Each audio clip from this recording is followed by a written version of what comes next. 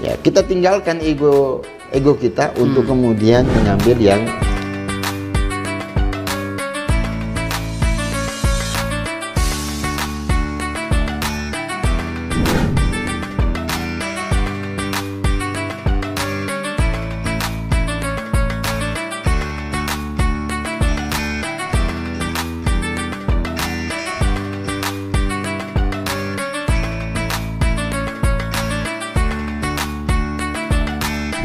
Assalamualaikum warahmatullahi wabarakatuh.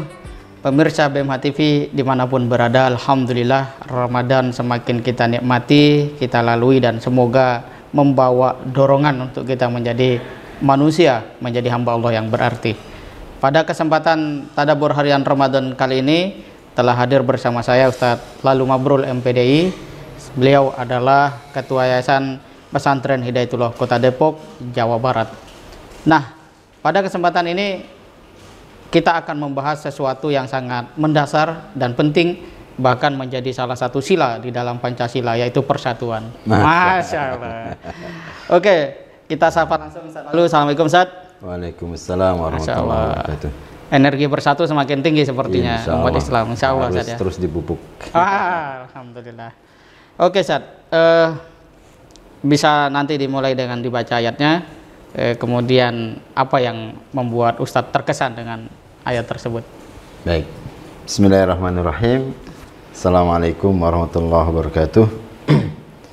Para pemirsa BMH TV yang berbahagia dan Ustadz Imam yang saya hormati, alhamdulillah wa syukrulillah, la haula wa la quwata illa billah, amma ba'd. Pada kesempatan hari ini kita ingin coba mentadabburi satu ayat yang ada di dalam Al-Quran, surat Ali Imran ayat 103, di mana Allah Subhanahu wa taala mengatakan, a'udzubillahi minasyaitonirrajim, wa'tasimu bihablillahi jami'a wa la tafarraqu wadhkuru ni'matallahi 'alaikum idh kuntum a'da'an fa'allafa baina qulubikum fa'asbahtum bi ni'matihi ikhwana wa kuntum ala safa hufratin minan nar fa'anqadhakum minha kadzalika yubayyinu Allahu lakum ayatihi la'allakum tahtadun. Allah mengatakan, dan berpeganglah kamu semua kepada tali agama Allah, dan janganlah kamu bercerai-berai, dan ingatlah akan nikmat Allah kepadamu ketika kamu dahulu atau pada masa jahiliyah bermusuh-musuhan, maka Allah mempersatukan hatimu lalu menjadikan kamu karena nikmat Allah orang-orang yang bersaudara, dan kamu telah berada di tepi jurang neraka lalu Allah menyelamatkan kamu daripadanya. Demikianlah Allah menerangkan ayat-ayatnya kepadamu agar kamu mendapatkan petunjuk. Ayat ini secara spesifik memberikan peringatan kepada kita tentang betapa persatuan itu adalah sangat-sangat mendasar, ya Ustaz ya, sangat-sangat penting. Dan ayat yang Allah Subhanahu wa taala turunkan ini, kalau kita membaca di beberapa tafsir ya, termasuk dijelaskan bagaimana awalnya kaum Aus dan Khazraj ya, yang berpuluh-puluh tahun, bahkan kemudian ada yang mengatakan sampai 100 tahun lebih begitu. Sepanjang mereka ada ya. Mereka ini terus bermusuh-musuhan. Ya. Aus dan Khazraj ini adalah satu kabilah ya, atau dua kabilah yang tinggal di Yathrib. Ya, tinggal di Yathrib, yang nanti kemudian mereka sudah bosan dan lelah barangkali seperti itu dalam pertengkaran terus, lalu kemudian mereka mendengar sebuah berita sebelum Rasulullah SAW hijrah ke Madinah, bahwa ada seorang nabi yang bernama Muhammad SAW yang diceritakan pada saat itu adalah yang sangat luar biasa, ya, mampu memberikan pencerahan dan seterusnya. Akhirnya mereka berinisiatif untuk kemudian bertemu dengan Rasulullah SAW, dan itulah awalnya sehingga mereka setelah mengenal Islam, maka Allah SWT menjadikan mereka sangat kuat dan bersaudara, ya. Jadi maka perintah kata-kata Allah yang mengatakan in kuntum a'daan fa'allafa baina qulubikum. Jadi dulu kalian itu adalah bermusuh-musuhan, lalu kemudian ditaklif, ya, dieratkan, ya, hati kalian dijinakkan oleh Allah Subhanahu wa taala dengan Islam. Nah, dengan Islam. Maka memang perintah untuk bersatu ini, ya, menjadi sebuah kewajiban, ya, yang harus menjadi perhatian, gitu, ya. Jadi bukan hanya sekedar himbauan. Maka di dalam kalimat ini juga kan kalimatnya berbentuk fi'il amar, ya, wa'tasimu, tasomu, ya, berpegang teguh kepada tali Allah, agama Allah. Nah, bihablillah ini, apa yang dimaksud dengan bihablillah? Tentu dengan agama Allah, atau ada yang mengatakan dengan Al-Quran, dengan mengikuti perintah-perintah yang ada di dalam Al-Quran. Itulah yang dimaksud dengan bihablillah. Nah, kalau kita melihat fenomena kita saat ini, gitu, ya, fenomena kita saat ini, banyak di antara kita kaum muslimin ini terkotak-kotak, ya, terkotak-kotak, bahkan kemudian tidak sedikit di antara mereka saling menegasikan, saling menyalahkan, ya, dan bisa berujung kepada tafarruq, perpecahan. Ya, perpecahan seperti ini. Nah, ini menjadi sesuatu hal yang sangat tentu kita hindari. Maka dengan kita membaca ayat ini, ya, harusnya menjadi peringatan kepada kita bahwa persatuan itu lebih dan sangat penting untuk menjadi orientasi semuanya. Kendati memang tidak bisa, Ustaz, kita memisahkan ada perbedaan-perbedaan di antara kaum muslimin ini. Ya, ada perbedaan-perbedaannya, dan tidak mungkin juga memang sama. Demikian juga di zaman sahabat, ya. Cuman tinggal kita melihat apakah perbedaan ini adalah perbedaan yang bersifat fundamental, yeah, atau yang bersifat parsial. Yeah. Nah, kalau kita melihat juga dari dari pendapat-pendapat ulama-ulama kita, ya, tentu hal yang paling fundamental adalah masalah akidah. Secara umum, ya, kita yang berpegang dengan Ahlus Sunnah wal Jamaah, ini sudah para ulama kita memberikan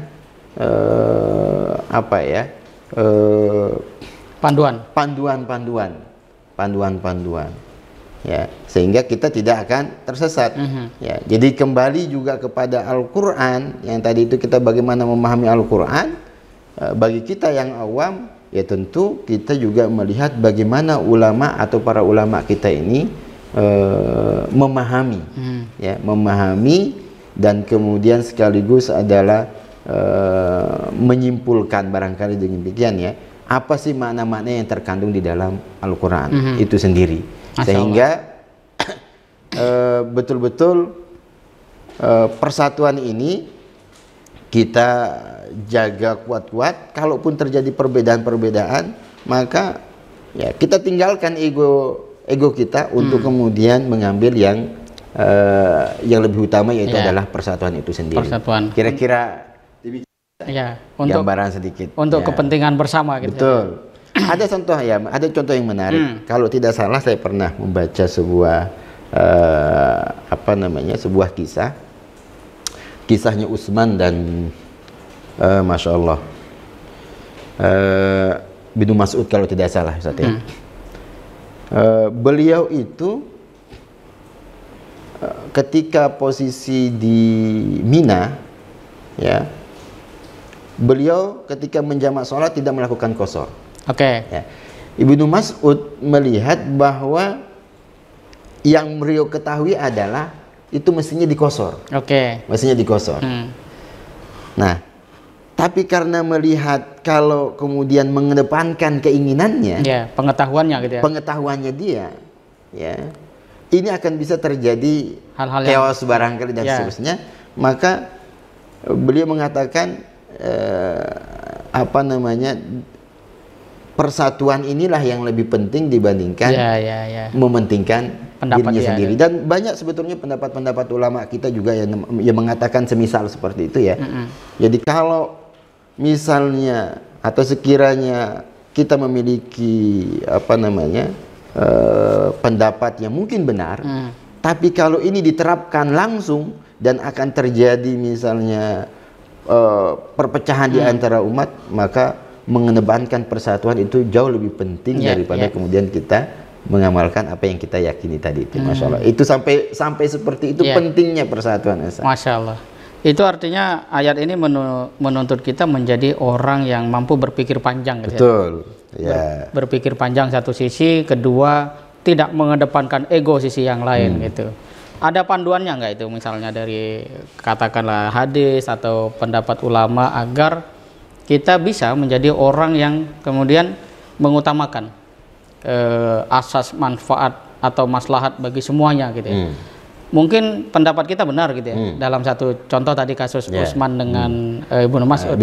Tapi kalau itu dilakukan akan memicu misalnya silang pendapat yang tidak terkendali misalnya. Ada panduannya nggak Ustaz? Kadang kan orang berprinsip ada ungkapan katakanlah yang benar walaupun pahit. Ini seperti apa ini? Proporsinya sebetulnya ini. Kan ayat ini sendiri sudah memberikan instruksi. Wa'tasimu tadi itu kan perintah untuk i'tisam, berpegang teguh kepada tali agama Allah. Nah, tali agama Allah dengan berpegang teguh kepada Al-Quran atau kepada Sunnah. Al-Quran dan Sunnah ini kan bukan hanya satu perintah yang ada di dalamnya. Misalnya kita ambil contoh apa Ustadz ya? Perintah menuntut ilmu. Ya, perintah menuntut ilmu itu bagian lainnya kan. Dan banyak mungkin ada perintah-perintah yang lain yang harus dijalankan. Nah, kemudian dalam perintah menuntut ilmu itu kan fas'alu ahla dzikri in kuntum la ta'lamun. Ya. Bertanya kepada yang memiliki kemampuan. Gitu. Nah, dengan sedemikian banyak ayat-ayat Allah Subhanahu wa taala ini, ya itulah yang perlu terus didalami. Betul. Ya. Sekaligus kemudian juga kita memahami bagaimana cara para sahabat, para ulama kita memahami Al-Quran ini. Karena kalau kita ini yang masih awam ini ingin berargumentasi kembali kepada Al-Quran dan Sunnah, perkataan itu betul. Caranya ini. Perkataannya betul, cuman kemudian yang mengatakan seperti ini tidak mampu untuk menggali lebih mendalam di situ.